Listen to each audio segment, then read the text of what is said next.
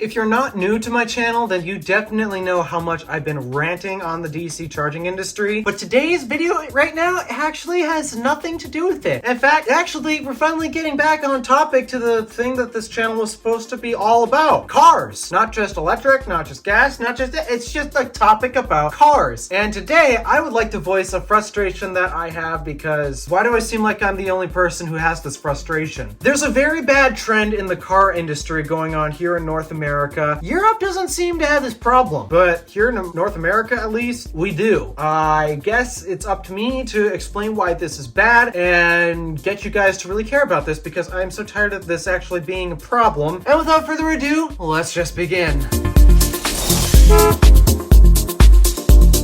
So today's problem that we're going to discuss involves taillights and turn signals. Turn signals. You use them, right? While some of us may think that our vehicles have these lights on the back just to make them look pretty, and it seems to be a reoccurring occurrence with automakers at the moment, the lights on the backs of our cars are not there just for style. They're also not just there because the government says you need to have lights on the back. They're there for a very important reason. Driver safety. See, on the road, you might not realize this, but we are operating bare minimum at least a ton of sheet metal at high velocity. And if we do not operate these things correctly, these can result in some very, very deadly situations. As a result, we need to find as many ways possible to minimize the amount of deadly situations that these multiple ton sheet metals on wheels keep causing. Because believe it or not, one of the major causes of death here in North America is actually car accidents. Car crashes are one of the biggest reasons why people keep dying. And a lot of it is because of stupidity. Now, this part right here might not be the leading cause as of why car crashes are so deadly, but I'm pretty sure it has some effect to it. And one of these ways that we minimize crashes is lights, both headlights and taillights. They're not just there so you can see at night. They carry many functions that I really hope you're using them because some people flat out do not use these for these purposes. In general, aside from providing illumination so you can see at night, the lighting systems, both head and tail on your vehicle, are used to communicate to other drivers what your intent is, or for visibility purposes, help other drivers see you so that way there's less of a chance of collision. I've actually had an encounter where I almost crashed into someone because they did not have their headlights on. I'm pretty sure it was a drunk driver. That's why. Yeah, it should be obvious that our lights are not designed for just illuminating our path. It should be obvious that they're also communicating to us because why do turn signals exist? They exist for a reason. Not to mention, we have other methods of communicating other things to drivers aside from just our turn signals. Have you ever driven past a car where they might have flashed their high beams at you, but it's in the middle of the day, which makes no sense? It's not because your high beams are on, at least I hope that's not the case. Oftentimes, other drivers will flash their high beams at you, and I'm talking about oncoming traffic. When oncoming traffic flashes their high beams at you, it's typically to let you know that there's a hazard in your path and you might want to be aware of that. Or actually the more frequent case is there's a speed trap up ahead. And boy, do police officers hate that. So yeah, lights are not just there for the purposes of illumination or style. They're there to communicate things to other drivers so we can be more safe on the roads. And in today's video, we're going to talk about the taillights because from what I've seen at least, I think we got a major problem in terms of taillights because they're not doing a great job at what they're actually used for. See, because typically we don't usually drive backwards all the time at night. There's not bright lights that always shine out the back of that. In fact, that would actually blind other drivers behind you, so that would be kind of pointless. Usually, taillights are not designed for helping you see in the back. Well, we'll get to more in that in a minute. So, why do they exist? Styling purposes? No, it's to allow you, the driver, to communicate to other drivers behind you. Like, for example, when you're slowing down. That's why we have brake lights. They are to indicate to other drivers that we are slowing down. So that way, they don't plow straight into us. However, there's a bit of a problem with taillights at the moment. And I'm lucky enough that I happen to have access to two different vehicles. One with the correct set of taillights, and the other with a not so good set of taillights. So without further ado, since I have these vehicles right outside, let's go outside. Oh, lovely. It's actually about to start raining. My apologies for the bad lighting in these next few shots, but that's because we're doing this at night when brake lights are most visible. For example, See, it's much easier to see. So this right here is a 2004 GMC Yukon Denali. I have this example here today to show you how a proper set of turn signals work. For example, here is the left turn signal. And here's the right turn signal. Here's the left turn signal with the brake engaged. As you can see, these are two different elements. The brake light here is solid red, and the amber turn signal here is amber and it is flashing. They are two separate bulbs. Meanwhile, this car right here is my personal daily driver, Stardust, a 2019 Buick LaCrosse. And just so you know, yeah, these are two completely different model years, but actually the age of these vehicles have nothing to do with this problem. It's all about design. Anywho, back to the comparison. These are the brake lights in my car. We got one here, got one there, and obviously our top LED as normal. All right, show me the left turn signal. As you can see, what was once a brake light has now become a turn signal. Not only is it not the same color as the other module, it's also this exact same bulb. Show me the other turn signal. As you can see, it's the exact same scenario with the other turn signal over there. It's built into the brake light, which is very problematic for a multitude of reasons. So I'm going to cover up this taillight here to indicate that, say, this bulb is out. Here's the problem, all right? The bulb is out. As you can see, the right turn signal is now engaged. Let's see if you can figure out when the car brakes. Did you catch that? Your only indication is that third brake light up there, and you want to know how many people miss that? A lot. Why? Because these brake lights here are actually easier to spot than this one, because these are way closer to you than that. That light has to travel a further distance, and therefore you're going to be relying on these things. But boy, is it not helpful when you happen to have a bulb go out and your brake light and your turn signal are the exact same bulbs. You see, the nice thing about this design is when a light bulb happens to go out, which it happens, guys, light bulbs burn out, nothing lasts forever. When those bulbs happen to go out, it only takes out the functionality of whatever that bulb is supposed to be. If it's a brake light that goes out, fine, it's only a brake light that goes out, not the turn signal. And if it's the turn signal goes out, well, then it's just that specific turn signal minus a brake light. Really clever design. It allows you to still be able to communicate as much as you possibly can while still having defective equipment. Oh, by the way, when you do happen to get light bulbs that go out, you might actually want to get on the 8-ball and getting those replaced, because I can't tell you how many times, it hasn't happened to me yet, but I can't tell you how many times my friends and family have been pulled over, not because they were doing something illegal, it was because their light bulbs went out and they were in the process of actually changing them out. They had to go to the store to pick them up. It's a shame, but yeah, when a bulb goes out, you might want to potentially carry some spares on you. Just an idea. But that's just braking and signaling which direction we're going to turn. Taillights actually have a little more functionality than just that. I want to move on to the next topic, which actually still involves the turn signals, but in a slightly different manner. Hazard lights. See, I live in the state of Michigan, and not just in any particular part of the state of Michigan, but in Michigan's Upper Peninsula, where we happen to get a crap ton of snow. And every single year, we happen to have a blizzard. They're not just, well, your standard, oh yeah, there's a lot of snow everywhere. No, like, it's so bad to the point where all you see ahead of you is white. These blizzards can get so bad to the point where you basically can't see more than a foot away from the hood of your car. Yeah, it gets real bad up here, these blizzards. So we have these cool things called hazard lights. And when the weather does turn for the worst, we turn our hazard lights on so that way it's easier to find a car, because flashing lights draw our attention. However, not every state allows you to do this. I kid you not. There are some states that ban the use of hazard lights while driving. Granted, most of these states don't get the insane weather like we do, and it's a good thing that our state hasn't outlawed this. But here's why these other states have actually outlawed the use of hazard lights. I'm going to show you right now. Quite commonly in the winter time, we get some blizzards, and in these blizzards, you can't exactly see the cars all that well, especially when you're driving a pure white SUV. So to deal with this problem where visibility is often difficult, we have these cool things called the hazard lights.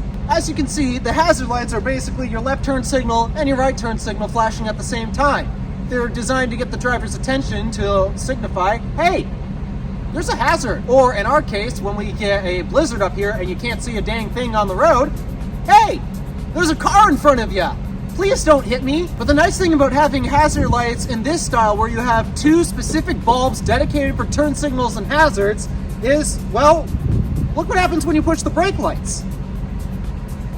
Now you can see that your hazards are active, so in hard conditions where it's difficult to see the vehicle, you can see the hazard lights flashing, but also you know that they're braking because, hey, the brake lights are on. Back to the LaCrosse, unfortunately the hazards in this car are a slightly different story. Here's what the car looks like with the hazards on.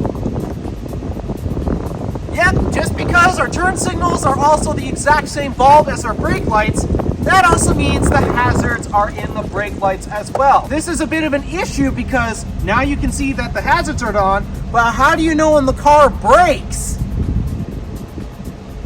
Okay, yeah, there is that third brake light here, but again, in the winter time, you cannot see that brake light because visibility is bad enough. By the way, when we do actually have our blizzards, you can barely even see the hazard lights flash. That's why we have them flash when we're driving in the middle of a blizzard. So because you can barely see the hazard lights flash, well, now you have no indication whether the vehicle's braking, because if you can barely see the lights up here, how the heck are you supposed to see the third brake light all the way over here? Now, I know in this video I'm making it sound like I'm completely ignoring the third brake light altogether because, yeah, every vehicle is supposed to have that. And if that brake light does go out, yeah, you will still get pulled over for it for defective equipment. I want you to know I'm not ignoring the brake light entirely, but the reason why I'm ignoring it in this instance is because of this very reason. The way us humans work is we are drawn towards flashing things and moving objects, which is why we are so drawn to turn signals. I'm going to replay the clip where I'm demonstrating flashing the turn signals on my car while the brake lights are on. What light are you more drawn to? You're more likely going to be drawn to the flashing turn signal than the third brake light at the top of my car. Why? Well, it's something in motion. It's drawing our attention. That's just natural, by the way. And I know the comment section is going to be like, I wasn't drawn to the turn signal. I stared at the brake light. Good for you. You're not most people then. Most people would pay more attention to the flashing turn signal because it's a flashing light. Why do you think cop cars have flashing lights instead of solid blue and red lights on the top of their cars? The reason they flash is because they draw attention. That's the point of it. And that is why I seem like I'm kind of ignoring that third brake light. It's because most drivers are more likely going to pay attention to the flashing turn signal and not the rest of the vehicle. But we're not done with lights just yet, okay? These are the hazard lights and the brake lights, but there's one other set of lights that you'll find on the back of your car. Reverse lights. Unfortunately, these reverse lights could use a lot of work in my opinion, because I've discovered a very, very concerning problem with my car actually compared to the Yukon. You'll actually find this demonstrated. Let me show you what the reverse lights on each car look like right now. Here's an example of what the Yukon's reverse look like.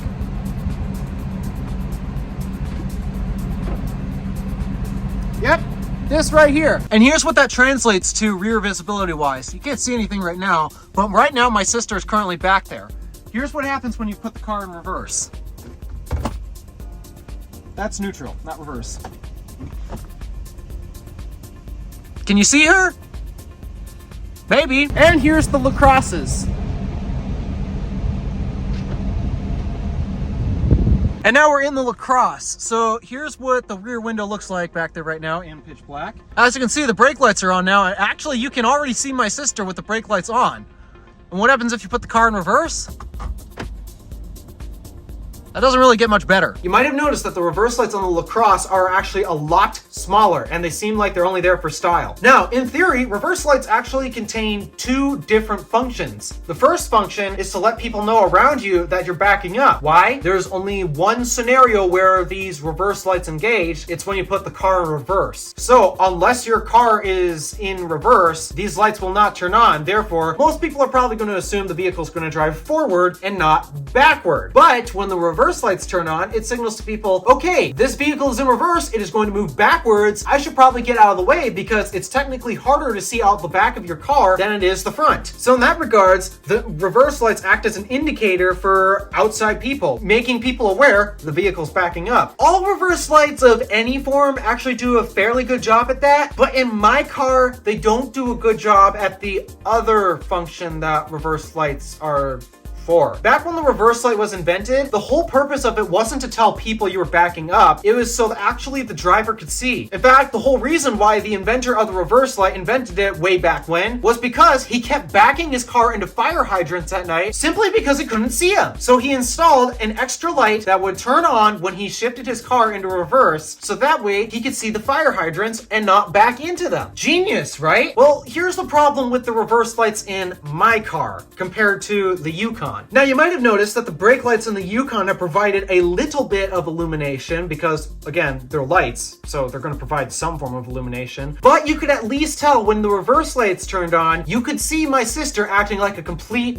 doofus out there. Meanwhile, in my car, you may have noticed that when I turned on the brake lights, they provided enough illumination to see, sort of. They provided way more illumination than I expected, actually. To the point where you actually could see my sister acting like a doofus. But when you turn the reverse lights on, they basically did nothing. All you were going off of was the red light from your reverse lights. And red is not a good color to illuminate objects when you're trying to see in dark environments. It might be easier on the eyes, potentially. I mean, our Apple Watches here actually have a red light. See, there's this white light here, there's this flashing white light, and then you got this red light here. Our watches have that. But it's not as effective as a bright white light. And actually, I have had issues in the past where I'm trying to back up the vehicle, but it's just hard to see things because white lights are better than red, and red doesn't show you everything. Now, my car also may have the luxury of having a backup camera. However, it's not placed in a particularly good spot. It's placed directly above my license plate, and just like every street legal car, you need to have your license plate illuminated. Otherwise, the cops will pull you over if your license plate is not illuminated in the back. Because the backup camera happens to be right above the license plate, is being completely flooded by those license plate visibility lights, whatever they're called. I don't know the exact name for them. As a result, it basically washes out the entire camera, and seeing out and using that thing to back up becomes a bit of a problem at night. It would be helpful if the camera was not mounted there and the reverse lights actually functioned, so the camera would become more useful, but that's not how the third generation Buick LaCrosse was designed. Okay, so yeah, taillights have a lot of problems, and I've complained about how they should not be halogen bulbs before, and yeah, that's just a materials choice that I know automakers are moving away from as LED technology gets cheaper. But for the most part, the other two lights that are standard and mandatory on the back of your vehicle to be functioning, they're not doing a good job at doing what they're supposed to do. The purpose of the turn signals is to communicate to other drivers, and it breaks functionality on the back, unfortunately, when vehicles do not have a separate amber turn signal. Now, I should probably point out that there are some vehicles out there that do have completely separate bulbs for the brake light and the turn signal. However, the turn signal happens to be red. I will say it is better than having them be the exact same bulb as each other. But in Europe, you might notice, amber turn signals are required. Yes, let's say you import a vehicle from Europe. You will find that it will always have amber turn signals because that's mandatory there. But here in the United States, it's not. And honestly, I'm not entirely sure what drives automakers to do this. I'm not too sure if it's a cost-cutting measure, because if they're selling their vehicles in Europe, they then need to come out with a specific design to adhere to Europe's regulations where you do need a separate amber turn signal while your brake light is still red. But at the same time, materials costs here, then you could technically cheap out by getting rid of that bulb and save money that way. So this is what I don't know is cheaper. Is it cheaper to come up with two separate designs for one in Europe and one for here? Or is it just cheaper to not include the bulb altogether for here anyways? I genuinely don't know. And these rants really aren't out of sheer stupidity. It is also out of safety, because seriously, why does it seem like a design preference? That's really the reason why those taillights work the way they do. It's all really because of style, because I'm not entirely sure about the cost-cutting measures, because it seems like if you use the same design, well, then you're spending more money on still having that separate bulb. But if you get rid of that separate bulb and save money that way, well, then you need two different designs for if you sell the car in Europe. I don't know which is cheaper. To my knowledge, it's really just a design preference by the automaker. And that's a shame, because when you're compromising safety things for the sake of design, well, that's just not good. Compromising on safety is never a good thing in my book, especially when we're trying to communicate things to drivers. Again, car accidents are amongst the top causes of death here in the US. Maybe we could potentially lower that if we did a better job communicating to our fellow drivers. And yeah, I know drunk drivers are one of the biggest reasons as to why car accidents are up there. Still, it helps to use your turn signals properly. And actually, here's a quick tip for you. Say your turn signals happen to not be working, like say if the bulb burns out. You guys aware of hand signals? Just today, I had to help my dad bring something home, and technically it was a hazard. I had to use the hazard lights, and because the hazard lights were on, I couldn't use the turn signals. Okay, I guess that means now we need a mandate that gives us a separate set of lights to use as hazard lights so that we don't confuse them for turn signals. Although that flashing thing's gonna get annoying. Anywho, here's what you do when you happen to need to use the hazard lights, but you still need to signal to other drivers. Hand signals. I'm gonna stand on the side here to make it easier for the camera. We're signaling left. Yeah,